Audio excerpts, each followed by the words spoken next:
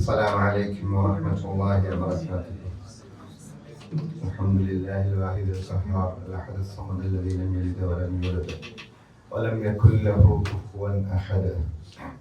وصلى الله وسلم على نبينا محمد وعلى آله وصحبه أجمعين. أما بعد، يا أيها الذين آمنوا اتقوا الله حق تقاته ولا تموتن إلا وأنتم مسلمون. എല്ലാവരും ഫ്രണ്ടിലേക്ക് ഇരുന്നോട്ടോ, ചോദ്യം ചോദിക്കുകയില്ല. പണ്ടത്തെ പോലെ ഈ നമ്മുടെ സാറന്മാരെ ചോദിക്കാതിരിക്കാൻ പുറയിലേക്ക് ഇരിക്കില്ലേ. അങ്ങനെ ചോദ്യം ഒന്നും ഒരാളുടെ നേരെ നോക്കി ഉണ്ടാവും എന്ന് നിങ്ങൾ പ്രതീക്ഷിക്കാതിരിക്കണ്ട. നമുക്ക് തുടങ്ങാം. സൂറത്തുൽ അഹ്സാബ് ആണല്ലേ, പേജ് നമ്പർ എത്ര? ആരെങ്കിലും ഇല്ല, എല്ലാവരും മൊബൈലിലാണ്. അഞ്ചാമത്തെ ആയത്താണ് ഇനി എടുക്കേണ്ടത്. ഓക്കെ, പേജ് നമ്പർ പറഞ്ഞാൽ ആളുകൾക്ക് പെട്ടെന്ന് മനസ്സിലാവും. അതിലാ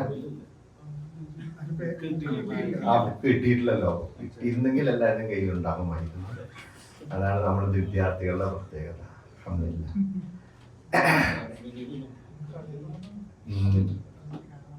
ഇനി അഞ്ചാമത്തെ ആയത്താണ് നമ്മൾ എടുക്കാൻ പോകുന്നത് അല്ലേ? അപ്പൊ നോക്കിക്കോളൂ. أعوذ بالله من الشيطان الرجيم. بسم الله الرحمن الرحيم. ادعوهم لآبائهم هو أقسط عند الله فإن لم تعلموا آباءهم فإخوانكم في الدين ومواليكم وليس عليكم جناح فيما أخطأتم به ولكن ما تعمدت قلوبكم وكان الله غفورا رحيما. النبي أولى بالمؤمنين من أنفسهم وأزواجه أمهاتهم وأولو الأرحام بعضهم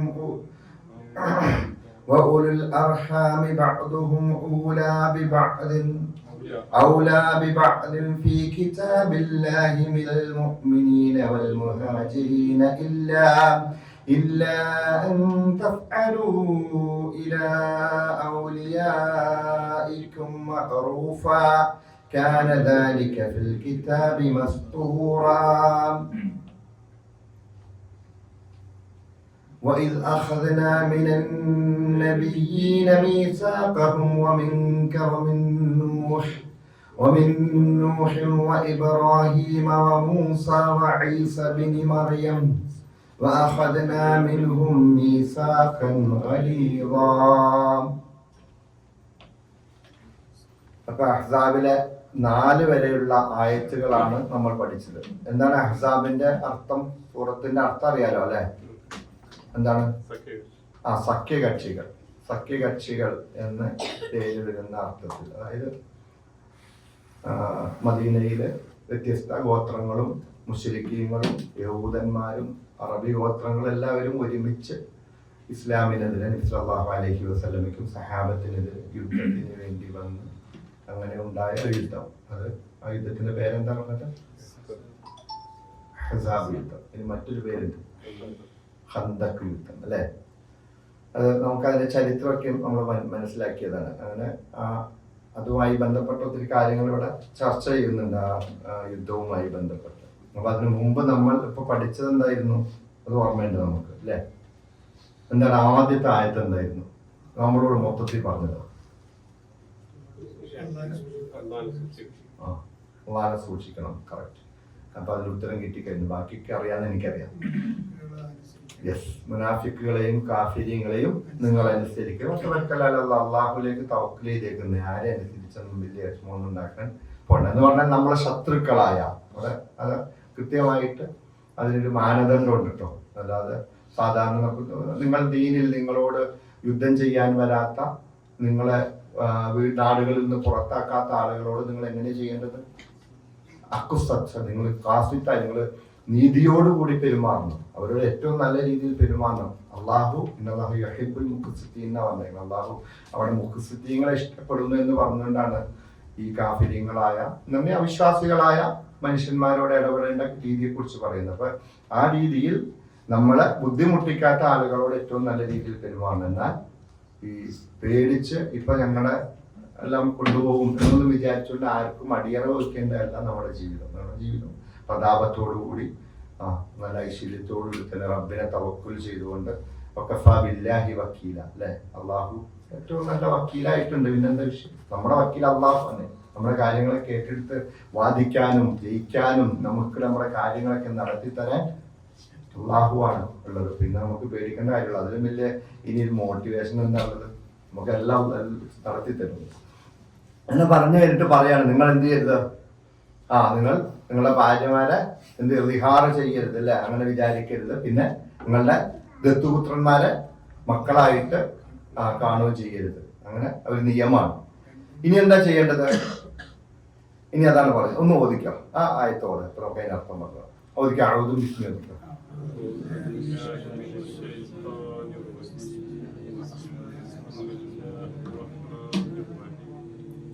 ادعوهم لآبائهم هو أقسط عند الله فإن لم تعلموا آباءهم فإخوانكم في الدين ومواليكم وليس عليكم جناح فيما أخطأتم به ولكن ما تعمدت قلوبكم وكان الله غفورا رحيما. നിയമങ്ങളൊക്കെ എപ്പോഴും പറയുന്ന നിയമങ്ങൾ മദ്ദുണ്ട്. അതുപോലെ തന്നെ എന്തുണ്ട്? അഖ്സത്തു. അവിടെ അഖ്സത്തു അല്ല പറയുന്നത്, അഖ്സത്തു. കുത്തുബ ജദ്ദിപ്പെട്ട ഖാഫിന് സുക്കൂൻ കൊടുത്താണ് മുത്തഹിദിക്കായിട്ട് അഖ്സത്തു എന്ന് പറയണം. പിന്നെ ഇൻദല്ലാഹ് അവിടെ മണിച്ച് പറയണം. ഇല്ലം തഫ്അലു അവിടെ മണിക്കാതെ തന്നെ കൂട്ടിച്ചേർത്ത് പറയണം, അല്ലെ? ലാമിന് മുമ്പായിട്ട് സുക്കൂനായ നൂൻ വന്നു. അവിടെ മദ്ദുകൾ. പിന്നെ അത് കഴിഞ്ഞിട്ട് പിന്നെന്താ? വലൈസ അലൈക്കും ഫീമാ അഖ്തഅ്തും. അവിടെ ഒക്കെ മദ്ദുണ്ട്. വലാകിമ്മ തഅമ്മദത് കേട്ടോ. വലാകിമ്മ അവിടെ നൂന് സുക്കൂനായതിന് ശേഷം എന്ത് വന്നിട്ടുണ്ട്? മീം വന്ന കാരണം മീമായിട്ട് തന്നെ മറിച്ച് പറയണം, അല്ലെ? വലാകിമ്മ ട്ടാ. ഓക്കെ. വകാന അല്ലാഹു ഗഫൂറർ റഹീമ. അവിടെ മണിക്കണ്ട, പക്ഷെ ഗഫൂറൻ റഹീമ അല്ല, ഗഫൂറർ റഹീമ ട്ടാ. അത് പഠിച്ചിട്ടുണ്ട്, അറിയാം. എന്തായാലും ഉദുഊഹും. ഇനി നിങ്ങൾ മക്കളെ വിളിക്കേണ്ടത് എങ്ങനെയാണ്? ആളുകളെ വിളിക്കേണ്ടത് എങ്ങനെയാണ്? ഇപ്പൊ ദത്തുപുത്രന്മാരുടെ കാര്യം പറഞ്ഞല്ലോ, നിങ്ങൾ അങ്ങനെ ചേർത്ത് പറയരുതെന്ന് പറഞ്ഞു. വളർത്തുപുത്രന്മാരെ തന്നില് അതായത് നബി സല്ലല്ലാഹു അലൈഹി വസല്ലമയുടെ മകനായിട്ട് സെയ്ദ് റളിയല്ലാഹു അൻഹുവിനെ പരിഗണിക്കുന്നില്ല. അവിടെ ദത്തുപുത്രനായിട്ട് പരിഗണിക്കില്ല. അവിടെ പല നിയമങ്ങളുണ്ട് അതുമായിട്ട് ബന്ധപ്പെട്ട്. അതാണ് നമ്മൾ വെറുതെ ഒരു നിയമം പറയുന്നതല്ല. ആ നിയമം വരുമ്പോൾ ഒത്തിരി കാര്യങ്ങൾ അതിൽ ഉണ്ടാകും. കാരണം അവർ വിവാഹം ചെയ്യുന്നത് അതുമായിട്ട് ബന്ധപ്പെട്ട കാര്യങ്ങൾ, അതുപോലെ തന്നെ അനന്തരാവകാശം, വലിയ പ്രശ്നങ്ങൾ ഉണ്ടാകും. അതുകൊണ്ടാണ് നിയമം കെട്ടിയിട്ടത് കൃത്യമായിട്ട് തന്നെ പറയുന്നത്. കണിശമാണ് കൃത്യമായിട്ട്. പ്രത്യേകിച്ച് അനന്തരാവകാശ സ്വത്തിന്റെ വിഷയത്തിലൊക്കെ വളരെ കൃത്യമായ നിലപാടാണ് ഇസ്ലാമിലുള്ളത്. ഉദുഊഹും, നിങ്ങൾ അവരെ വിളിക്കേണ്ടത് എങ്ങോട്ടാ വിളിക്കേണ്ടത്? ലി ആബാഇഹിം. എന്തിലേക്കാണ്? അവിടെ പിതാക്കളിലേക്ക് ചേർത്ത് വിളിക്കണം. ആരാണ് പിതാക്കൾ? അവരിലേക്ക് ചേർത്ത് വിളിക്കണം. ഹുവ, അതാണ് അഖ്സത്തു, ഏറ്റവും നീതിയായിട്ടുള്ളത്. ഇൻദല്ലാഹ്, അല്ലാഹുവിന്റെ അടുക്കൽ ഏറ്റവും. അഖ്സത്തു തന്നെ ഏറ്റവും നീതിയായിട്ട്. അതിനപ്പുറത്തേക്ക് നീതിയില്ല. അത്രയ്ക്ക് നീതിയായൊരു കാര്യം എന്താണ്? അള്ളാഹുവിന്റെ അടുക്കൽ ഈ രീതിയിൽ മക്കളെ ബാപ്പയിലേക്ക് ചേർത്ത് വിളിക്കണം. ആരാണോ അവന്റെ ബാപ്പയിലേക്ക്. ഇല്ലം തഅലമൂ, നീ ബാപ്പയെ അറിയില്ല. ഇപ്പൊ അടിമകൾ, അടിമ സമ്പ്രദായം ആരെ അറിയില്ല, ആരാണ് ഒന്നും അറിയില്ല, എവിടെ നിന്നൊക്കെയോ വാങ്ങിച്ചുകൊണ്ട് വന്നത്. ഇല്ലം തഅലമൂ, ഇനി നിങ്ങൾക്ക് അറിയില്ല, അവരെ അറിയില്ല. ആബാഅഹും, ആര്? അവരുടെ അവരുടെ പിതാക്കളെ അറിയില്ലെങ്കിൽ ഫഇഖ്വാനുക്കും, അവരങ്ങ് വെറുതെ വിടാൻ പാടില്ല. അവർക്കൊരു സ്ഥാനം ഉണ്ടാക്കി കൊടുക്കുക. ഫഇഖ്വാനുക്കും, അവരെന്താണ് നിങ്ങൾക്ക്? നിങ്ങളുടെ സഹോദരന്മാരാണ്. ഫിദ്ദീനി, ദീനിൽ. ഓ മവാലിക്കും, സഹോദരന്മാരാണ് ദീനില്, നിങ്ങളെ ബന്ധുക്കളുമാണ്. മൗലാന്ന് വെച്ചിട്ടുണ്ടെങ്കിൽ എന്താണ്? ബന്ധുക്കൾ കേട്ടോ, ഏറ്റവും അടുത്ത ബന്ധുക്കൾ. ഈ രക്തബന്ധമല്ല, അല്ലാത്ത ബന്ധം. ഈ രക്തബന്ധത്തിന് പറയുന്ന ഉരുൾ അർഹാം, അർഹാമിൽപ്പെട്ട രക്തബന്ധം, അതായത് വാപ്പ ഉമ്മ പോകുന്ന ബന്ധം അർഹാമുകളാണ്. ഇത് മൗലയാണ്, അല്ലാത്ത അത് ഞാൻ പറയാം, അതിലേക്ക് വരുന്നുണ്ട്. അപ്പൊ അവർ നിങ്ങൾ മവാലിക്കും, നിങ്ങളുടെ മൗലകളുമാണ്, നിങ്ങളുടെ ബന്ധുക്കളുമാണ്. ഇനി എന്നേക്കല്ല, ഒരു അടിമ സ്വതന്ത്രനായിട്ട് വന്നു കഴിഞ്ഞാൽ എത്തിമാക്കി വിടുവല്ല, ആരോരും ഇല്ലാതെ ആക്കി വിടുവല്ല. ഈ അറബികളുടെ ഇടയിൽ ആരാണോ അടിമയെ മോചിപ്പിച്ചത്, ഇപ്പൊ അബൂബക്കർ സിദ്ദീഖ് റളിയല്ലാഹു അടിമകളെ മോചിപ്പിക്കണം, ബിലാൽ റളിയല്ലാഹു മോചിപ്പിച്ചാണ്. ബിലാൽ റളിയല്ലാഹു ആരിലേക്കാ ചേർത്ത് പറയുന്നവരാ? അബൂബക്കർ റളിയല്ലാഹു എന്റെ മൗലിയാന്നാ പറയുന്നത്. ആര്? ബിലാൽ റളിയല്ലാഹു അടിമ, നീഗ്രോ, കറുത്ത വംശജൻ, എല്ലാ രീതിയിലും താഴെ കിടന്നിരുന്ന ഒരു അടിമയായിരുന്ന ബിലാൽ റളിയല്ലാഹു ആരുടെ മൗലിയായി? അബൂബക്കർ റളിയല്ലാഹുവിന്റെ മൗല. അതായത് അന്ന് മക്കയിലുണ്ടായിരുന്ന ഏറ്റവും പ്രമാണിമാരിൽ ഒരാളായ ഒരാളുടെ എന്റെ മൗലയാണെന്ന് പറയുന്നത്. അങ്ങനെ മോചിപ്പിച്ചിരിക്കുന്നവരെ. അപ്പൊ ആ രീതിയിൽ മൗലയാണ് നിങ്ങളുടെ ഇഖ്വാനാണ്. പക്ഷെ ഒരിക്കലും എന്ത് ചെയ്യാൻ പാടില്ല, ഇതിന്റെ മകനാണെന്ന് പറയാൻ പാടില്ല, എന്റെ ബാപ്പായാന്ന് പറയാം. ബാപ്പ അല്ലാത്തവരെ ബാപ്പ എന്ന് പറയാൻ പാടില്ല.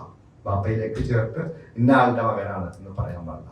അത് ബാപ്പാടെ അടുത്തേക്ക് തന്നെ ചേർക്കണം. ബാപ്പാനെ അറിയില്ലെങ്കിൽ എന്ന് പറഞ്ഞാൽ എവിടെ നിൽക്കോ വന്ന ആള്, അവനും അറിയില്ല. ചെറിയ കുട്ടിയായിരുന്നപ്പോ വന്നു, നമ്മുടെ അടുത്തൊരു കുട്ടി വന്നു. ആ കുട്ടിയെ നമ്മൾ എന്ത് ചെയ്യണം? നമ്മുടെ ഇഖ്വാനായിട്ട് കാണണം, മൗലയായിട്ട് കാണണം. എന്നുള്ള എല്ലാ പരിഗണനയും കൊടുക്കണം. പക്ഷെ അതിനപ്പുറത്തേക്ക് രക്തബന്ധം പറയാൻ പാടില്ല, അത് വേറെയാണ്. രക്തബന്ധം പറയുമ്പോൾ അത് വേറെ തലങ്ങളിലേക്ക് പോകും. അതാണ് വലൈസ അലൈക്കും, നിങ്ങൾക്കില്ല ജുനാഹുൻ. എന്തില്ല ജുനാഹ്? കുറേ നാളായില്ല നമ്മൾ പഠിക്കുന്നത്. തെറ്റില്ലാന്ന്. ജുനാഹ് എന്നതിന് തെറ്റില്ല. ഫീമാ അഖ്തഅതും ബിഹി, നിങ്ങൾക്ക് അബദ്ധം പറ്റി പറയുന്നു. അബദ്ധം പറ്റി ചെയ്യുന്ന കാര്യങ്ങൾക്ക് എന്തില്ല? നിങ്ങൾക്ക് തെറ്റില്ല. വലാകിൻ മാ തഅമ്മദത് ഖുലൂബുക്കും, എന്നാൽ നിങ്ങളുടെ ഹൃദയത്തിൽ നിന്ന് അറിഞ്ഞുകൊണ്ട് ചെയ്യുന്ന കാര്യങ്ങൾക്കാണ് അള്ളാഹുവിന്റെ അടുക്കൽ എന്തുള്ളൂ? തെറ്റുള്ളൂ. അതിനു വേണ്ടി ഇറങ്ങി പുറപ്പെട്ട് ചെയ്യുമ്പോൾ മറ്റത് അപ്പം തീർന്നു പോകുന്നതാണ്. എന്നാൽ അതിനു വേണ്ടി ഇറങ്ങി പുറപ്പെട്ട് തീരുമാനിച്ച് ഉറപ്പിച്ചൊരു കാര്യം ചെയ്യാൻ പോകുന്നതും അതേസമയം പെട്ടെന്നുണ്ടാകുന്ന ഒരു അബദ്ധത്തിൽ ചെയ്തു പോകുന്നതും തമ്മിലുള്ള വ്യത്യാസമാണ്. അബദ്ധത്തിലാ ചെയ്യണേന്ന് പറഞ്ഞ് എന്ത് തെറ്റും ചെയ്യാന്നല്ല പറഞ്ഞതിന്റെ അർത്ഥം. അബദ്ധത്തിലാണ്. അബദ്ധം വരുമ്പോൾ അബദ്ധത്തിൽ ചിലപ്പോൾ പെട്ടുപോകാം, അങ്ങനെയൊക്കെ വന്നു പോകാം. പക്ഷെ അതിന് തെറ്റില്ല. എന്നാൽ നിങ്ങൾ അറിഞ്ഞുകൊണ്ട് ചെയ്യുന്നതിലാണ് നിങ്ങൾക്ക് അല്ലാഹുവിന്റെ അടുക്കൽ തെറ്റുള്ളത്. ഇനി ഇടയ്ക്കും പറഞ്ഞിട്ട് അല്ലാഹ് പറയാ, തീർച്ചയായിട്ടും അല്ലാഹു ആകുന്നു ഗഫൂറർ റഹീമ, പരമകാരുണ്യകനും എന്ന് പറഞ്ഞ കരുണ അതിന്റെ ഏറ്റവും ഉദാത്തമായ രീതിയിൽ നൽകുന്നവനും അതുപോലെ എല്ലാം പൊറുക്കുന്നവനുമാണ്. അതുകൊണ്ട് നിങ്ങൾ ചെയ്തു പോയതിൽ തെറ്റൊന്നും വിചാരിക്കണ്ട, അതോർത്ത് വിഷമിച്ചിരിക്കൊന്നും വേണ്ട എന്നുള്ള ഒരു ആശ്വാസവചനം കൂടിയാണത്. അപ്പൊ അതിലേക്ക് മൗലയിലേക്ക് ചേർത്ത് പറഞ്ഞു. അങ്ങനെയാണ് നമ്മുടെ ഈ മൗലാനമാരും അതായത് തങ്ങന്മാരൊക്കെ ഉണ്ടായത്. നമ്മുടെ നാട്ടിലും വന്ന് ഇസ്ലാമിക പ്രബോധനം നടത്തിയല്ലോ, അറബ് വംശജരൊക്കെ വന്ന് നടത്തി. അപ്പൊ സ്വാഭാവികമായിട്ട് ഇത് എന്റെ മൗല എന്ന് പറഞ്ഞു. അപ്പൊ എന്തായി? അങ്ങനെ ഉസ്മാനിയാക്കള്, അങ്ങനെ തങ്ങന്മാര്, അതുപോലെ തന്നെ സിദ്ദീഖീങ്ങൾ എന്നൊക്കെ പറഞ്ഞിട്ട് ആ ഒരു തലത്തിലേക്ക് മൗലാനമാർ എന്നൊക്കെയുള്ള പേരുകൾ വന്നു. സത്യത്തിൽ ഇവരൊന്നും നബി സല്ലല്ലാഹു അലൈഹി വസല്ലമയുടെ കുടുംബവുമായിട്ട് ചേർന്നതൊന്നുമല്ല. ഏതെങ്കിലും രീതിയിൽ അറബ് വംശജർ അവർ വന്നിട്ട് അറബികൾ, സഹാബികളോ താബീങ്ങളോ അവരൊക്കെ വന്നിട്ട് എന്ത് ചെയ്തു? ഇസ്ലാമിക പ്രബോധനം നടത്തി. അവരിലേക്ക് ചേർത്ത് അവരെന്ത് ചെയ്തു? ഞങ്ങളുടെ മൗലിയ എന്ന് പറഞ്ഞു. ഞങ്ങളുടെ ബന്ധുവെന്ന് പറഞ്ഞാൽ പിന്നെ ആരാ? അപ്പൊ പിന്നെ ഞങ്ങൾ അങ്ങറ്റത്തുനിന്ന് പോരണേ എന്ന് പറയാലോ. പിന്നെ അതല്ല സനത് പറയണേ എന്ന് പറയില്ലേ? സനത് പറഞ്ഞു പോരണേ ഞങ്ങള്. നിങ്ങൾക്ക് സനത് ഉണ്ടോന്ന് മുജാഹിദുകളോട് ചോദിക്കാറില്ലേ? ഈ സനത് പറഞ്ഞു പോരുന്നുണ്ടെങ്കിൽ സനത് അവസാനം എവിടെ എത്തുന്നതാ? ഈ പറഞ്ഞ ഈ കേരളത്തിൽ വന്ന ഏതെങ്കിലും ഒരു പ്രബോധകനിലേക്ക് എത്തും. അവര് പറഞ്ഞു ഞങ്ങളുടെ മൗലിയ എന്ന് പറഞ്ഞു. ആ മൗലയുടെ പേരിലാണ് തങ്ങന്മാരും ഈ മൗലാനമാരും.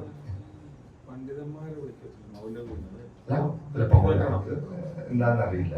അത് മൗലാനയും മൗലവിയും തമ്മിൽ വ്യത്യാസമുണ്ട്. മുസല്ലിയാരെന്ന് വെച്ചിട്ടുണ്ടെങ്കിൽ നിസ്കരിക്കുന്ന ആകെ മൊയ്യാറിലെ നിസ്കരിക്കുള്ളൂ പറഞ്ഞിട്ടുണ്ട്.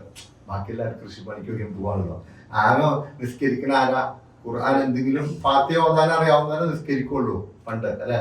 ഞങ്ങളുടെ പള്ളിയിലേക്ക് പറയണേക്കാം, അന്ന് അവിടെ മുഅദ്ദിനും ആരാണ് ആരും ഇമാമുള്ളത്, അത് രണ്ടുപേരും ഉണ്ടാവുള്ളൂ നിസ്കരിക്കാൻ, വേറെ ആരും ഉണ്ടാവില്ല. എല്ലാവരും കൃഷിപ്പണിയിലൊക്കെ, അങ്ങനെയുള്ള ചിന്തയൊന്നുമില്ല.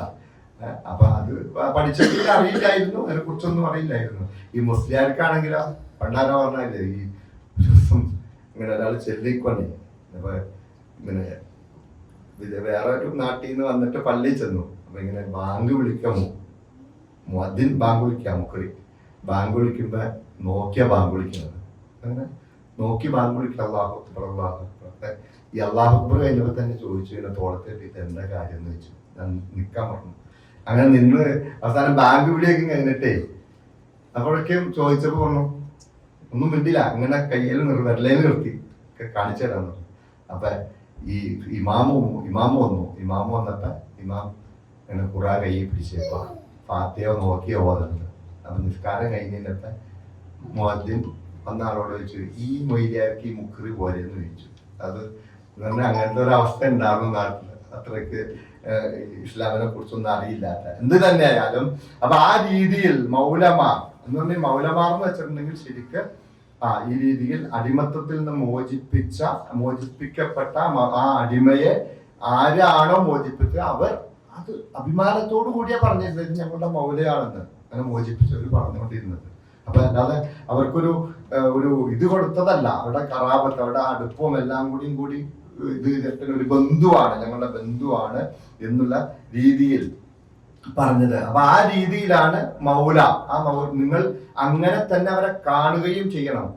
അതുപോലെ തന്നെയാണ് ഇന്നമൽ മുഅ്മിനൂന ഇഖ്വ, വിശ്വാസികൾ പരസ്പരം ഏകോദര സഹോദരന്മാരാണ്. നബി സല്ലല്ലാഹു അലൈഹി വസല്ലം അതിനെ കുറിച്ച് പറഞ്ഞല്ലോ. അവിടെ ചുമ്മാ വെറുതെ പറഞ്ഞു പോകുന്നതല്ല. ആർക്കെങ്കിലും ഒരു ഏതുപോലെ ഒരു കെട്ടിടം പോലെയാണ്. അത് കെട്ടിടത്തിലെ ഏതെങ്കിലും ഒരു ഇഷ്ടിക തകർന്നു പോയാൽ ആ കെട്ടിടത്തിന് അതിന്റെ കേടുണ്ടാകും. ഇനിയോ ഒരു ശരീരം പോലെയാണ്. ശരീരത്തിൽ ഏതെങ്കിലും ഒരു അവയവത്തിൽ മുള്ളു തറച്ചാൽ ആ ശരീരം മുഴുവൻ വേദനിച്ച് അത് പനിച്ച് അതിനെ പ്രതിഷേധിക്കും. അതുപോലെ ആയിരിക്കണം ഒരു വിശ്വാസിയുടെ ചിന്ത, സ്വന്തം സഹോദരനെ കുറിച്ചുള്ള ചിന്ത. അത്രയ്ക്ക് ഇഖ്വത്തുണ്ട്, അത്രയ്ക്ക് സാഹോദര്യമുണ്ട്. പക്ഷെ ഇതൊന്നും എതിലേക്ക് എത്തുകയില്ല, അനന്തരാവകാശത്തിലേക്ക് എത്തൂല. അവിടെയാണ് വിഷയം. അനന്തരാവകാശം പറയാൻ പാടില്ല, അങ്ങനെ ആ രീതിയിലേക്ക് എത്താൻ പാടില്ല. എന്നാ ബാപ്പയോട് ചേർത്താണ് എപ്പോഴും പറയാവുള്ളൂ. അറബികൾ അങ്ങനെ തന്നെയാണ് എപ്പോഴും സംസാരിച്ചുകൊണ്ടിരുന്നത്. ബാപ്പ എന്റെ ഇന്നയാളുടെ ഇത് നമ്മ കുടുംബ പേരൊക്കെ പിന്നെ പറയുന്നത്. നമ്മൾ ഇവിടെ കണ്ടിട്ടില്ലേ, ഇന്നയാളുടെ മകൻ എന്ന് പറയില്ലേ. ബാപ്പ വല്യാപ്പാടെ പേര് പറഞ്ഞിട്ട് ഇന്നയാളുടെ എഴുതി വെക്കണം, അങ്ങനെയാണല്ലോ അവർ എഴുതി വെക്കുന്നത്. അപ്പൊ ആ രീതിയിൽ അവസാനം കൊണ്ടുവന്നിട്ടാണ് അവരെന്ത് ചെയ്യുന്നത്, അഹാമിദി, സഹറാനി ഇതൊക്കെ എഴുതുന്നത്. ആദ്യം പേരെഴുതി ചെയ്തിട്ടാണ് ഇന്നാളുടെ മകനാന്ന് പറയുന്നത്. അപ്പൊ ആ ഒരു രീതിയിൽ പിന്നെ ജാഹിലിയത്തൊക്കെ തിരിച്ചു വരുമ്പോൾ സ്വഭാവമായിട്ട് കുടുംബപ്പേരും ഗോത്രപ്പേരൊക്കെ പറഞ്ഞ് കളിക്കും. പക്ഷെ അങ്ങനെയല്ല, ബാപ്പയിലേക്കാണ് ശരിക്ക് ചേർത്ത് പറയേണ്ടത്. ആ രീതിയിലായിരിക്കണം പറയേണ്ടത്. എന്നാൽ നിങ്ങളുടെ സഹോദരൻ അങ്ങനെ ബാപ്പയിലേക്ക് ചേർത്ത് പറയാൻ കഴിയില്ലെങ്കിൽ പിന്നെ നിങ്ങളുടെ ബന്ധുക്കൾ അവര് നിങ്ങളുടെ സഹോദരന്മാരാണ്. ഞാൻ അടുത്തായിട്ട് ഓദിക്കാം. النبي أولى بالمؤمنين من أنفسهم وأزواجه أمهاتهم وأولو الأرحام بعضهم أولى ببعض في كتاب الله من المؤمنين والمهاجرين إلا أن تفعلوا إلى أوليائكم معروفا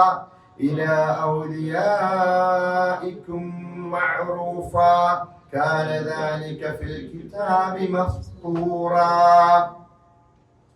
النبي ഇനി നമ്മളോട് പൊതുവായിട്ട് വിശ്വാസികളോടുള്ള ഒരു തത്വം പറയുകയാണ്. പൊതുവായ തത്വമാണ് അത്, അതിനപ്പുറത്തേക്ക് ഒന്നുമില്ല. ആ രീതിയിൽ പറയാണ്. അന്നബിയു നബിയാണ്, പ്രവാചകനാണ്. ഔല ഏറ്റവും മൗല ഏറ്റവും ബന്ധപ്പെട്ടവൻ, ഏറ്റവും വേണ്ടപ്പെട്ടവൻ. ഏറ്റവും ബന്ധപ്പെട്ടവൻ ആരാണ്? ഈ ഔലയിൽ നിന്ന് എന്റെ മൗല വന്ന വല ആ ഒരു പേര്. അത് ആർക്ക്? ബിൽ മുഅ്മിനീന, സത്യവിശ്വാസികൾക്ക്. മിൻ അൻഫുസിഹിം, സ്വന്തം അവരുടെ സ്വന്തത്തെക്കാൾ വിശ്വാസിക്ക് വേണ്ടപ്പെട്ടത് ബന്ധപ്പെട്ടത് ആരാണ്? അന്നബിയു, പ്രവാചകനാണ്. ഇണകൾ ആരുടെ? അസ്വാജുഹു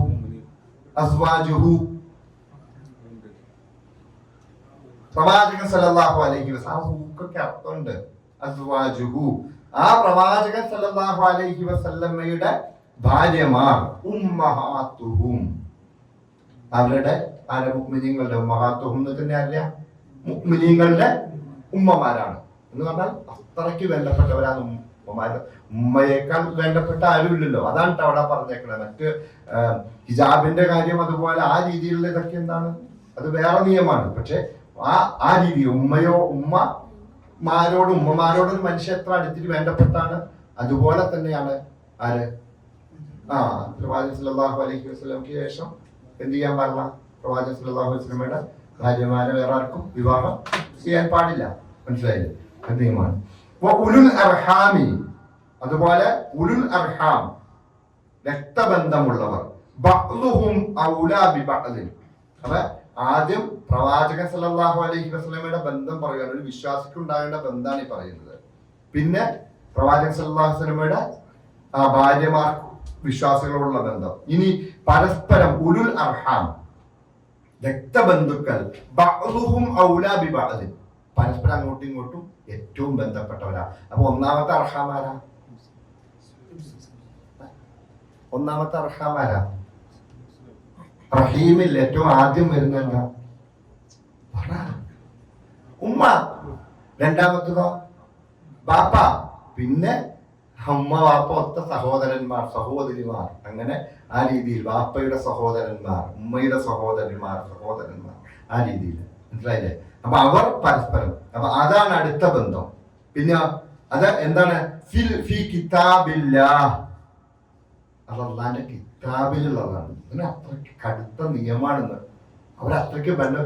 അതിൽ വരുന്ന ഏതെങ്കിലും ഒരു മുറിക്കൽ, എന്തെങ്കിലും രീതിയിൽ ഒരു ചെറിയ വാക്കുകൊണ്ടെങ്കിലും ഉലുൽ അർഹാമിൽപ്പെട്ടവരുമായിട്ടൊരു സ്വരച്ചേർച്ച വന്നാൽ പടച്ചോന്റെ വലിയൊരു വിഷയമാണെന്നാണ് പറയുന്നത്. ഈ കിതാബില്ല, അള്ളാഹുവിന്റെ കിതാബിൽ രേഖപ്പെടുത്തിയിട്ടുണ്ട്. മിനൽ മുഅ്മിനീന വൽ മുഹാജിരീൻ, മുഹാജിറുകളും സത്യവിശ്വാസികളും അതുപോലെ ഹിജ്റ ചെയ്ത് വന്ന ആളുകളും. ഇത് മദീനയിലുമായിട്ട് ബന്ധപ്പെട്ടാണ് ഈ ആയത്തുകളൊക്കെ ഇറങ്ങുന്നത്. മുഹാജിറുകൾ അവിടെ ചെന്നപ്പോൾ അവിടെ ഉണ്ടായിരുന്ന ആ ബന്ധത്തിന്റെ തീഷ്ണത പറയുകയാണ് ഇവിടെ. അതെങ്ങനെയായിരിക്കണം എന്നെല്ലാം പറയുകയാണ്. അപ്പൊ ഇവിടെ പക്ഷേ അതിന്റെ ആ ബന്ധം എന്തായിരുന്നു? മുഹാജിറുകൾ അൻസാറുകളിലേക്ക് ചെന്നപ്പോൾ അവർ എല്ലാം നൽകി. അല്ലെ? നമുക്ക് ആ ചരിത്രമൊക്കെ അറിയാം. എല്ലാം നൽകി. എന്താ വേണ്ടത് അതൊക്കെ നൽകി. അനന്തരാവകാശത്ത് ഒരു കൊടുക്കാൻ തയ്യാറായി. പക്ഷെ അത് പാടില്ല.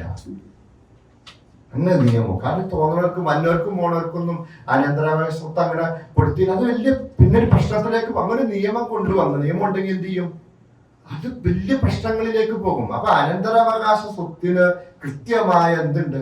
ആളുകളുണ്ട്. അവിടെയുള്ള വലിയ ചർച്ചയ്ക്ക്, ഇസ്ലാമിന്റെ ചർച്ചയിൽ വരുമ്പോൾ മകന്റെ മകന്, അതായത് ഞാൻ മരിച്ചുപോയി, എന്റെ മകനുണ്ട്, ബാപ്പ ജീവിച്ചിരിക്കുന്നു, ബാപ്പാക്കിലേക്ക് നേരിട്ട് എന്ത് ചെയ്യൂല? പേരക്കുട്ടിക്ക് അനന്തരാവകാശം ഇല്ലല്ലോ, നേരിട്ടില്ല. ഞാൻ മരിച്ചു കാരണം എനിക്ക് അനന്തരാവകാശം ഇല്ലല്ലോ. അപ്പൊ ആ രീതിയിൽ ചർച്ചയ്ക്കുമുണ്ട്. പക്ഷെ അതിന് വേറെ നിയമമുണ്ട് കേട്ടോ. അത് വേറെ, അത് പാലിക്കാത്തത് ഇസ്ലാമിന്റെ കുഴപ്പമില്ല. അത് പറയുന്നുണ്ട്. ഇപ്പൊ അടുത്ത് തന്നെ പറയുന്നതാ. ഞാൻ പറയുന്നത് അത് തന്നെയാണ്. ഇവിടെ പറയുന്ന ഉലുൽ അർഹാമി ബഅ്ദുഹും ഔലാ ബിബഅദിൻ ഫീ കിതാബില്ലാഹ്. ഈ ഉലുൽ അർഹാമിൽപ്പെട്ട, രക്തബന്ധത്തിൽപ്പെട്ട ആളുകൾ പരസ്പരം അങ്ങോട്ടും ഇങ്ങോട്ടും ബന്ധുക്കളാണ്. അത് അള്ളാഹുവിന്റെ കിതാബിലുള്ളതാണ്. മുഅ്മിനീങ്ങളിലും മുഹാജിറുകളിലും പെട്ട ആളുകൾ.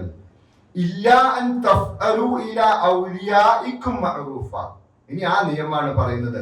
ഇനി ഈ പറയുന്ന അനന്തരാവകാശ സ്വത്ത് കൊടുക്കേണ്ടത് ഉലുൽ അർഹാമിൽപ്പെട്ടവരാണെങ്കിലും നിങ്ങൾക്ക് ബന്ധമുള്ളവർക്ക് മഅറൂഫ് ചെയ്യുന്നതിൽ എന്ത് ചെയ്യുന്നില്ല?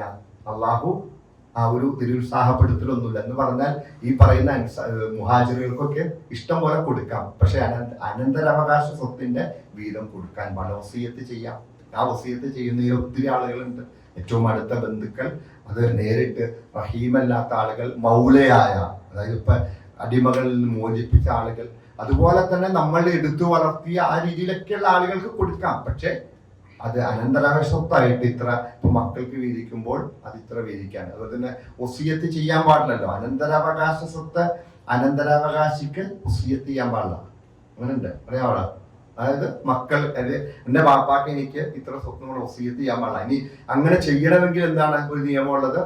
എല്ലാവരുടെയും അനുവാദം വേണം. മറ്റു മക്കളുടെ, ഇപ്പൊ എന്റെ വീട്ടിൽ 9 പേരാണ്, മറ്റ് 8 പേരുടെയും അനുവാദം ഉണ്ടെങ്കിലാണ് എനിക്ക് പ്രത്യേകിച്ചൊരു സ്വത്ത് വസിയത്തില്. നമ്മുടെ നാട്ടിലൊക്കെ നടക്കുന്ന ഇങ്ങനെ അതിൽ വലിയ പ്രശ്നം ഉണ്ടാവണ്ടല്ലോ. പിന്നീട് പാപ്പ മരിച്ചു കഴിയുമ്പോ അന്നൊട്ടേ തമ്മിൽ എന്താണ് ഇത് ഇപ്പൊ കണ്ടില്ലേ, ഉക്കാക്ക് കൊടുത്തത് അപ്പുറത്തെ വലിയ സംഭവം കൊടുത്തത്, അപ്പൊ ഇക്കായായിട്ട് നിന്നില്ല, അങ്ങോട്ട് തിരിഞ്ഞു പോയില്ല. അപ്പൊ ഇത്ത അവിടെ കിടന്നിട്ട് വേള ഞാൻ പണ്ടേ പാവപ്പെട്ടതായിരുന്നു, ഇപ്പൊ എനിക്ക് ഇട്ടും കിട്ടില്ല, ഭയങ്കര സെറ്റപ്പ് ആയിരിക്കും. എന്നാലും പെണ്ണല്ലേ, അപ്പൊ പറഞ്ഞുകൊണ്ടിരിക്കുകയാണ് ഞാൻ പെണ്ണുങ്ങളെ കുറച്ചൊക്കെ പറഞ്ഞു. സ്വാഭാവികമായിട്ട് അവർക്ക് പെട്ടെന്ന് ആ രീതിയിലുള്ള ഇതുണ്ടാവും. അല്ല പെട്ടെന്ന് എനിക്ക് 7 പെങ്ങന്മാരുള്ളത്. ഞാൻ ഒരിക്കലും പെങ്ങന്മാരെ, എന്റെ ഉമ്മ പെണ്ണാണ്, എന്റെ പുറത്തു കൊടുക്കുമാറാകട്ടെ. എന്റെ 7 പെങ്ങന്മാരുടെ ഇത് ഞാൻ പെണ്ണുങ്ങളെ താഴ്ത്തി പറയും, ഒരിക്കലും പറയില്ല. ഞാൻ പറഞ്ഞത് അവരുടെ പൊതു സ്വഭാവം അങ്ങനെയായിട്ട് പറഞ്ഞത്. എന്ത് തന്നെയായാലും അവർക്ക് മഅറൂഫ് ചെയ്യുന്നതിൽ, നന്മ ചെയ്യുന്നതിൽ അള്ളാഹു ഒരു വിരോധിക്കുന്നില്ല. അവർക്ക് നന്മകൾ ചെയ്യാം എന്ന് പറഞ്ഞാൽ അവർക്ക് ആവശ്യമുള്ളതൊക്കെ കൊടുക്കാം.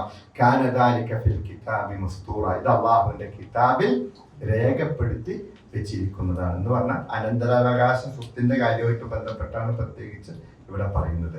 അതില് അൻ നബിയു, അതാണ് നമ്മുടെ വിഷയം. എന്താണ് നബിയ ഔലാ ബിൽ മുഅ്മിനീന മിൻ അൻഫുസിഹിം, നമ്മുടെ നഫ്സിനേക്കാൾ പ്രവാചകനുമായിട്ടാണ് നമുക്ക് ബന്ധം, അല്ലെ? അപ്പൊ ഇപ്പൊ എന്താ ബന്ധം, എങ്ങനെ ബന്ധപ്പെട്ടത്? അന്ന് സഹാബാക്കൾക്ക് സുഖമായിരുന്നു അല്ലെ? സുഖായിരുന്നു അല്ലേ? ആണോ? നമ്മളൊക്കെ സഹാബികളെ എങ്ങനെ ഉണ്ടായിരിക്കും ചിന്തിച്ചിട്ടുണ്ടോ? അപ്പൊ ഹുബൈബ് റളിയല്ലാഹു അൻഹുവിനോട് പറയുന്നുണ്ട്, നിന്നെ ഞങ്ങള് കുരിശിലേറ്റാൻ പോവാണ്, പകരം മുഹമ്മദിനെ കൊണ്ടുവന്നാൽ സല്ലല്ലാഹു അലൈഹി വസല്ലം. എന്താ അഭിപ്രായം? നടക്കൂല. ഒരു മുള്ളു കൊണ്ടിട്ട് സല്ലല്ലാഹു അലൈഹി വസല്ലമയുടെ ശരീരത്തിൽ മുള്ളു കൊള്ളുക, എന്നിട്ട് ഞാൻ രക്ഷപ്പെട്ട് വീട്ടിലേക്ക് പോകുന്ന വെച്ചാൽ എനിക്ക് അനുവദിക്കാൻ പറ്റില്ല, എനിക്ക് കഴിയില്ല, എന്റെ മനസ്സത് ഉൾക്കൊള്ളാൻ പറ്റൂല. കാരണം ഔലാ മിൻ അൻഫുസി, എന്റെ നഫ്സിനേക്കാൾ ഞാൻ ആരെ ഇഷ്ടപ്പെടുന്നത്? അള്ളാഹുവിനെയാണ് ഇഷ്ടപ്പെടുന്നത്. തൽഹാ റളിയല്ലാഹു അൻഹു ഉഹുദിൽ നേർക്ക് നേരെ നിന്ന് ഇങ്ങനെ അമ്പ് വരുവാണ് നബി സല്ലല്ലാഹു അലൈഹി വസല്ലമയുടെ നേരെ. തൽഹാ സ്വന്തം ശരീരത്തിലേക്ക് ഏറ്റുവാങ്ങുക, മാറിക്കൊടുത്തില്ല. എന്തുകൊണ്ടാ? അത് നമുക്ക് ഒരു പ്രാക്ടിക്കലായിട്ട് ഇന്ന് നമുക്ക് അതിന് കഴിയുന്നുണ്ടോ? അതാണ് ചിന്തിക്കേണ്ടത്. എന്താണ്? എല്ലാ രീതിയിലും നമ്മുടെ ഇച്ഛകൾക്കപ്പുറത്തേക്കായിരിക്കണം ആര്?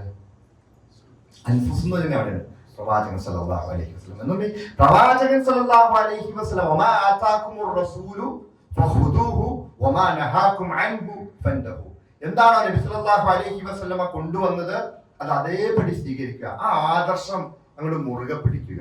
എന്തൊന്നാണ് വിരോധിച്ചത് അത് ജീവിതത്തിൽ നിന്നും പാടെ അവിടെയാണ് ഈ ഔലാ ബി അൻഫുസിഹിം, ആ ഔലാ മിൻ അൻഫുസിഹിം, അവരുടെ സ്വന്തം ശരീരം. നബി സല്ലല്ലാഹു അലൈഹി വസല്ലം പറഞ്ഞല്ലോ, ലാ യുഅ്മിനു അഹദുക്കും ഹത്താ അഹബ്ബ ഇലൈഹി മിൻ വാലിദിഹി വവലദിഹി വന്നാസി അജ്മഈൻ, എല്ലാവരെക്കാളും ബാപ്പയെക്കാളും ഉമ്മയെക്കാളും അതുപോലെ സ്വന്തം ധനത്തെക്കാൾ മറ്റെല്ലാ സംവിധാനത്തെക്കാൾ ആരാകണം? ഞാനാകണം അവനിഷ്ടം. അപ്പോഴാണ് ആരാകുന്നത്? വിശ്വാസിയാവുകയുള്ളൂ. അത് ഈ ആയത്തിന്റെ ഇതാണ് വിശദീകരണമാണത്. അതെങ്ങനെയായിരുന്നു എന്ന് സഹാബത്ത് സദസ്സിലെത്തി വെച്ച് എന്ത് ചെയ്യരുത്? ഉറക്കെ സംസാരിക്കരുത്. തീർന്നു. ആ ഒരു നിയമം വന്നു, കഴിഞ്ഞു. പിന്നെ അവര് എങ്ങനെ സംസാരിച്ചിരുന്നത്? പരസ്പരം അങ്ങോട്ടും ഇങ്ങോട്ടും സ്വകാര്യം പറഞ്ഞിരുന്നു. എന്ന് പറഞ്ഞാൽ ഇങ്ങനെ പറയുമ്പോൾ ഇത്തിരി ഉറക്കായി പൊച്ചയായി പോകുമോ എന്നുള്ള ചിന്ത അവിടെയാണ്. അപ്പൊ അവിടെ ഒരു മര്യാദ പഠിപ്പിച്ചപ്പോൾ അപ്പൊ തന്നെ സ്വീകരിക്കുകയാണ്. അങ്ങനെ പാടില്ല. ഓക്കെ, അവിടെ തീർന്നു. സല്ലല്ലാഹു അലൈഹി വസല്ലമക്ക് വേണ്ടിയിട്ട് എന്തും ചെയ്യാൻ അവർ തയ്യാറായിരുന്നു. അപ്പൊ അത് നമ്മുടെ ജീവിതത്തിൽ, സഹാബത്തിന്റെ ജീവിതത്തിൽ നമ്മൾ കണ്ടതാണ്. ആ രീതിയിൽ ആയിരുന്നു അവർ അതിനെ കണ്ടിരുന്നത്. നബി സല്ലല്ലാഹു അലൈഹി വസല്ലമയെ കണ്ടിരുന്നത്. ഉമർ റളിയല്ലാഹു അൻഹു പറഞ്ഞോളെ, എന്നേക്കാൾ ബാക്കി ഞാൻ കഴിഞ്ഞിട്ട് ബാക്കി എല്ലാത്തിനേക്കാൾ, എന്റെ ഉമ്മയേക്കാൾ, എന്റെ ബാപ്പയേക്കാൾ, എല്ലാ സമ്പത്തിനേക്കാളൊക്കെ എനിക്ക് ഇഷ്ടം ആരാണ്? നബി സല്ലല്ലാഹു അലൈഹി വസല്ലം. നബി സല്ലല്ലാഹു അലൈഹി വസല്ലം പോരാ ഉമർ, പോരാ, അത് പോരാ. അങ്ങനെ ആകുമ്പോഴാണ്. കാരണം സ്വന്തത്തെ ഇഷ്ടപ്പെട്ടിട്ട് കഴിഞ്ഞിട്ട് നബി സല്ലല്ലാഹു അലൈഹി വസല്ലമയെ ഇഷ്ടപ്പെടാൻ പോകുമ്പോൾ എന്ത് സംഭവിക്കും എന്നറിയാം? സ്വന്തം എന്ന് വെച്ചിട്ടുണ്ടെങ്കിൽ എന്താ? ഇച്ഛയാണ്. നമ്മുടെ ഇച്ഛയാണ് സ്വന്തം, അല്ലെ? ഈ സ്വന്തം എന്നുള്ള എന്റെ ശരീരത്തിന്റെ കുറെ ഇച്ഛകളുണ്ട്. അതിൽ നമ്മൾ എന്ത് ചെയ്യണം? ചില കാര്യങ്ങള് നബി സല്ലല്ലാഹു അലൈഹി വസല്ലം നിരോധിച്ച കാര്യങ്ങള് കാണാൻ തോന്നും. അപ്പൊ കാണാൻ തോന്നുമ്പോൾ ഞാൻ ആരെ ഇഷ്ടപ്പെടുന്നത്? നിരോധിച്ച പറ്റില്ല. ചില കാര്യങ്ങൾ ചെയ്യാൻ തോന്നും, പറ്റില്ല. അവിടെയാണ് ഇച്ഛയ്ക്ക് അപ്പുറത്തായിരിക്കണം നബി സല്ലല്ലാഹു അലൈഹി വസല്ലമയോടുള്ള സ്നേഹം. അവിടെയാണ് സലാത്ത്. നബി സല്ലല്ലാഹു അലൈഹി വസല്ലമ എങ്ങനെ ഓതു കൊടുത്തോ അങ്ങനെ ഞാൻ ഓതു കൊടുക്കും. എങ്ങനെയാണോ കിടന്നത് ഞാൻ അങ്ങനെ കിടക്കും. ഇബ്നു റളിയല്ലാഹു അൻഹു പറഞ്ഞു, ഞാൻ നടന്നു പോകുമ്പോൾ നബി സല്ലല്ലാഹു അലൈഹി വസല്ലമ കുഞ്ഞ സ്ഥലമുണ്ട്, അവിടെ വൃക്ഷം വെട്ടിക്കളഞ്ഞു, എന്നാലും അവിടെ ചെല്ലുമ്പോൾ ഒന്ന് കുരിഞ്ഞു പോകും. അതാണ് മഹബ്ബത്ത്. അതാണ് ആ ഇഷ്ടവും സ്നേഹവും അതിന്റെ ആ ബന്ധമുണ്ടാകുന്നത് അങ്ങനെയാണ്. അതാണ് പ്രവാചകൻ സല്ലല്ലാഹു അലൈഹി വസല്ലം. അവിടെയാണ്. അപ്പൊ സ്വന്തത്തെക്കാൾ ആകണമെന്ന് പറയാൻ കാരണം ഇച്ഛയേക്കാൾ നബി സല്ലല്ലാഹു അലൈഹി വസല്ലമയുടെ ആ ചര്യകളെ ഇപ്പോൾ നമുക്ക് നേർക്ക് ഇഷ്ടപ്പെടാൻ പറ്റില്ല. അപ്പൊ ചര്യകളെ ഇഷ്ടപ്പെടണം. ആ പ്രവാചകൻ സല്ലല്ലാഹു അലൈഹി വസല്ലമയ്ക്ക് വേണ്ടി സലാത്ത് ചൊല്ലിക്കൊണ്ടേയിരിക്കണം.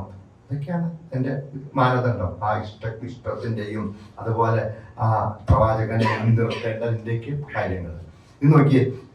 ഓദിക്കാം. وَإِذْ أَخَذْنَا مِنَ النَّبِيِّينَ مِيثَاقَهُمْ وَمِنكَ وَمِن نُوحٍ وَإِبْرَاهِيمَ وَمُوسَى وَعِيسَى ابْنِ مَرْيَمَ وَأَخَذْنَا مِنْهُم مِيثَاقًا غَلِيظًا وَإِذْ أَخَذْنَا നാം സ്വീകരിച്ച സന്ദർഭം എന്ന് പറഞ്ഞാൽ അള്ളാഹു ഏറ്റെടുത്ത സന്ദർഭം. മിനൻ നബിയീന, ആരിൽ നിന്നും? ആ പ്രവാചകന്മാരിൽ നിന്നും അള്ളാഹു സ്വീകരിച്ചു, വാങ്ങി. എന്താണ്? മീസാഖഹും, അവരുടെ ഉറപ്പിനെ. അവർ ഉറപ്പ് കൊടുത്തേക്കണം അള്ളാഹുവിന്. എന്താണ്? ആരൊക്കെയാണ്? ഓ മിങ്ക, ആരിൽ നിന്നാണ് ആദ്യം? നിന്നിൽ നിന്ന്. ആരാണത്? മുഹമ്മദ് സല്ലല്ലാഹു അലൈഹി വസല്ലം. ഒമിൻക എന്ന് പറഞ്ഞാൽ പ്രവാചകനോടായി പറയുന്നത്. ഒമിൻക, നിന്നിൽ നിന്നും, പ്രവാചകന്മാരിൽ നിന്ന് എല്ലാവരോടും സ്വീകരിച്ചിട്ടുണ്ട്. ഇനി എടുത്തു പറയുകയാണ്. ഒമിൻക, നിന്നിൽ നിന്നും. ഒമിൻ നൂഹിൻ, പിന്നെ ആരിൽ നിന്ന? നൂഹ് നബിയിൽ നിന്നും. ഒ ഇബ്രാഹിം നബിയിൽ നിന്നും. ഒ മൂസയിൽ നിന്നും.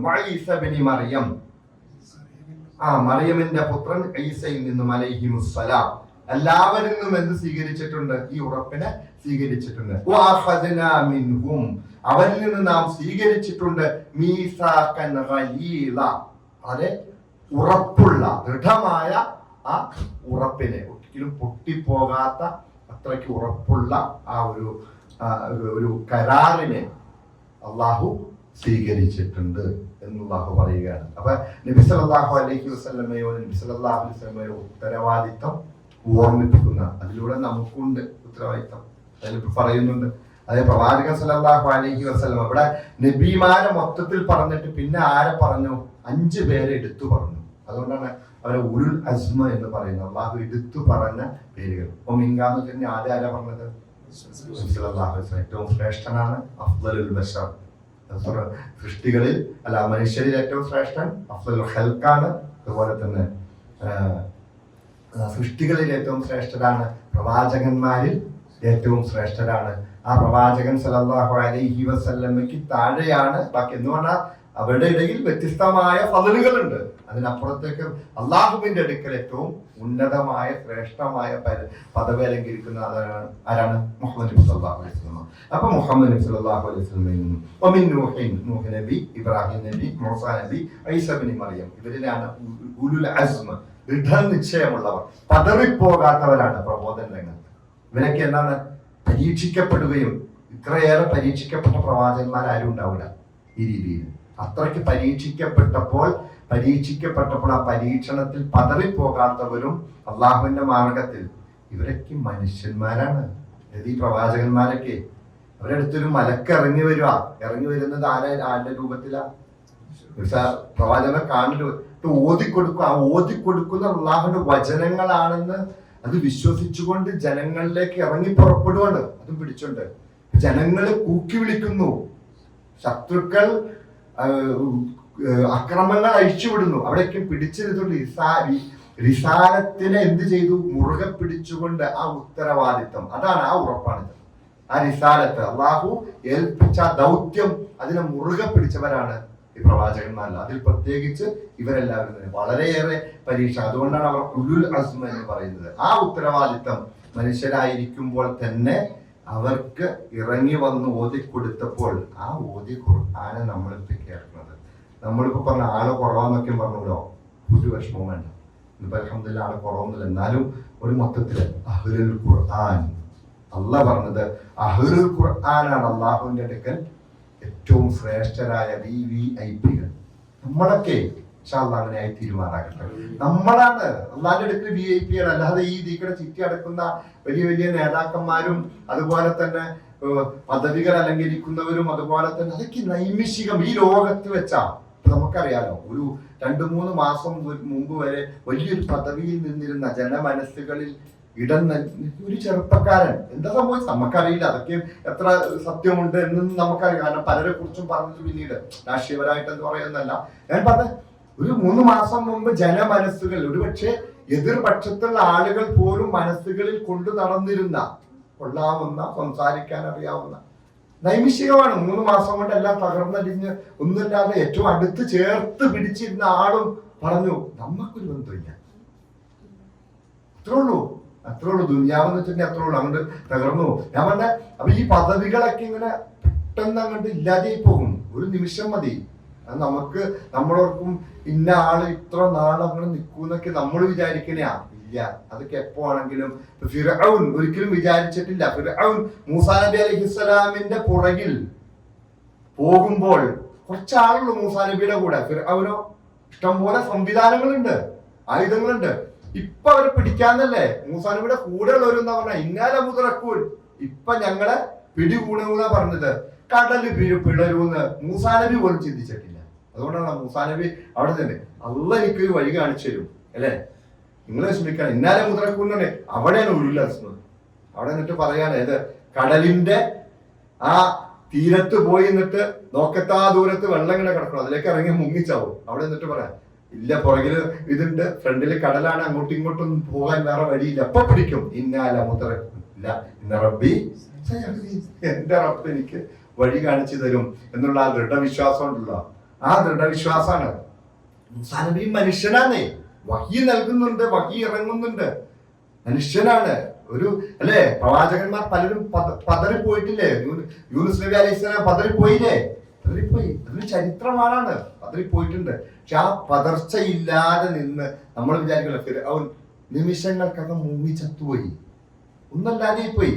എത്രയൊക്കെ സംവിധാനങ്ങളായിട്ട് വന്ന അപ്പൊ നമ്മളിപ്പോ ഓർക്കും ഇന്ന ആളൊന്നും പഠിത്തം തീരൂല, ആ ഗവൺമെന്റ് ഒന്നും ഇപ്പം അറിയൂല. അത് ഒരു നിമിഷം, ഒറ്റ നിമിഷം റബ്ബ് ഇങ്ങനെ തിരിച്ചു മറിക്കാനൊന്നും വലിയ സമയമൊന്നും വേണ്ട. ഒരു ചെറിയ വിവാദം വന്നേച്ചാൽ മതി, കണ്ടുല്ലോ, അതുപോലെ വന്നേച്ചാൽ. അഥവാ അതുകൊണ്ട് ആ രീതിയിലാണ് അള്ളാഹുവിന്റെ ആളുകളെ സഹായിക്കുന്നത്. അതുകൊണ്ട് വിഷമിക്കുകയും ബുദ്ധിമുട്ടൊന്നും വേണ്ട. പ്രവാചകന്മാർ ഏറ്റെടുത്ത ദൗത്യം നമ്മൾ ഏറ്റെടുക്കണം എന്നുള്ള ഒരു ഓർമ്മപ്പെടുത്തലാണിത്. പ്രവാചകന്മാരിൽ നിന്നും അള്ളാഹു എന്ത് ചെയ്തിട്ടുണ്ട്? ഇത് ചെയ്തിട്ടുണ്ട്. അപ്പൊ അതുകൊണ്ട് നമ്മളത് ദൗത്യം ഏറ്റെടുക്കാൻ വേണ്ടി ഖുർആൻ പഠിക്കാൻ വരുന്നത് ആ ഒരു ഉറച്ച ബോധവും, പിന്നെ നമ്മളാണ്, ഞാൻ പറഞ്ഞു വന്നത്, നമ്മളാണ് ഈ കാണുന്ന ഭരണാധികാരികളോ വലിയ വലിയ പദവികൾ അലങ്കരിക്കുന്നവരോ വലിയ ബിസിനസ്സുകാരോ അവരൊന്നുമല്ല VIP. അടുത്ത നിമിഷം ഈ ദുനിയാവിൽ നിന്ന് വിട പറയുമ്പോൾ അള്ളാന്റെ അടുപ്പിൽ ഹവാസുകൾ എന്നാ പറഞ്ഞത് അല്ലേ ഷാക്കർ? അങ്ങനെയല്ലേ? അങ്ങനെ എന്താ ഓർമ്മ? എന്നിട്ട് VVIP, അതിനപ്പുറത്തേക്ക് ഒരാളില്ല. ആരാണ്? അഹ്ലുൽ ഖുർആൻ. ഖുർആനിന്റെ ആളുകളാണ് അള്ളാഹു VVIPകളായിട്ട് സ്വീകരിക്കുന്നത്. എന്തുകൊണ്ടാണ്? അള്ളാന്റെ കലാമ പഠിക്കുന്നത്. അതുകൊണ്ട് ഒരു വാക്ക്, ഒരു ഹർഫ് പഠിച്ചാൽ 10 ഗുണമുണ്ട്. അപ്പൊ നമുക്ക് നഷ്ടം. ഇന്നിപ്പോ ആള് കുറഞ്ഞു, ഇന്ന് വരണ്ടാക്കുന്നു. അങ്ങനെ ഞാൻ മനസ്സിലിങ്ങനെ പിശാചി നിൽക്കുവാണല്ലോ, ഇന്നിപ്പോ നിർബന്ധമൊന്നും ഉണ്ടായില്ല, അവർ വന്നില്ല അല്ലേ? അതുകൊണ്ട് ഞാൻ അങ്ങനെ ചിന്തിക്ക പോലും ചെയ്യരുത്. നമ്മൾ ഒരാളാണുള്ളൂ. ആ ഒരാള് അള്ളാന്റെ അടുക്ക് VVIP അല്ലേ? പിന്നെന്താ വിഷയം? അതുകൊണ്ട് ഖുർആൻ പഠിക്കാൻ വേണ്ടിയിട്ട്, ആ ഖുർആൻ പഠിക്കുന്നത് എന്തിനു വേണ്ടിയിട്ട്? ആ പ്രവാചകന്മാരിൽ നിന്നും അള്ളാഹു ഏറ്റെടുത്ത ആ മീസാക്കൻ ഖലീല, ആ ദൃഢമായ ഉറപ്പുണ്ടല്ലോ, അത് നമ്മളെ ഏൽപ്പിച്ചിട്ടുണ്ട് ആ പ്രവാചകന്മാർ. അത് നമുക്ക് മുന്നോട്ട് കൊണ്ടുപോകണം. അല്ലാഹു തൗഫീഖ് ചെയ്യുമാറാകട്ടെ.